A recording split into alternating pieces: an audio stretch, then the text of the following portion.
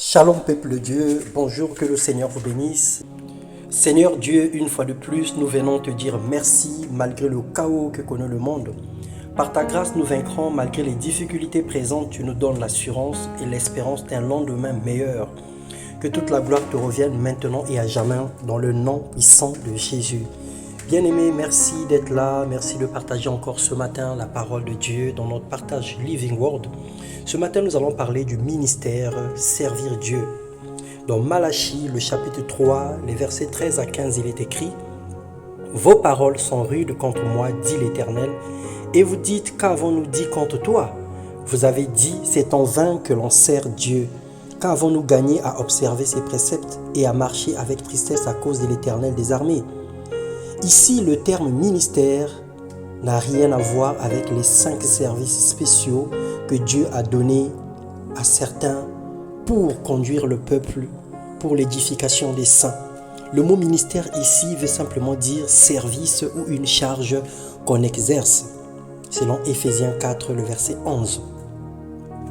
Il arrive qu'on se plaint d'avoir servi Dieu sans avoir rien en retour. On se lamente du fait que nous n'avons pas de retour plausible suite à la charge que Dieu nous a confiée. On se pose la question, pourquoi pas de mariage, pas de boulot, pas d'enfant, pas de stabilité? Pourquoi pas de changement, pas de promotion, alors que je sers le Dieu vivant?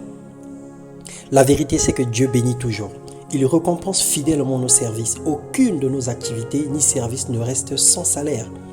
Dans le livre d'Hébreux, le chapitre 6, le verset 10, il est écrit « Car Dieu n'est pas injuste pour oublier votre travail et l'amour que vous avez montré pour son nom, ayant rendu et rendant encore des services aux saints. » Bien-aimés, le salaire que Dieu donne suite à un travail n'est toujours pas égal à nos attentes.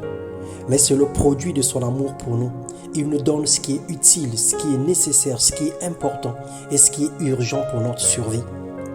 Nos œuvres sont comme des points de fidélité que Dieu échange contre les accidents mortels, les maladies, la protection divine, les décisions judiciaires, la promotion et autres. Dans Deutéronome, le chapitre 13, le verset 4, il est écrit « Vous irez après l'Éternel, votre Dieu, et vous le craindrez.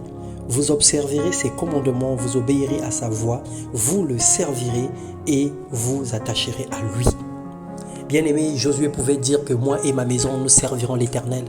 Le service protège, le service élève et le service garantit un avenir meilleur. Lorsque nous servons l'Éternel, l'Éternel éloigne de nous les maladies. Il combat pour nous les combats visibles et invisibles. Les armes du diable sont nulles et sans effet à notre égard. Alors ne te décourage pas parce que ton heure de gloire arrive. Le Seigneur a prévu un temps où il te visitera. Le Seigneur a prévu un temps où il fera son œuvre dans ta vie. Persévérons dans l'œuvre de Dieu, ne nous décourageons pas. Le Seigneur bénit toujours. Il n'est pas un homme pour mentir, ni un fiston pour se repentir. Seigneur, je te rends grâce et je te remercie pour ce message. Je prie, Éternel des armées, que tu étends ta main de grâce dans la vie de tous les serviteurs fidèles. Seigneur, tous ceux qui ont posé des actions pour toi, tous ceux qui t'ont honoré et tous ceux qui continuent encore de le faire aujourd'hui. Je prie que ta grâce, Seigneur, les localise et se répande dans leur vie au nom de Jésus.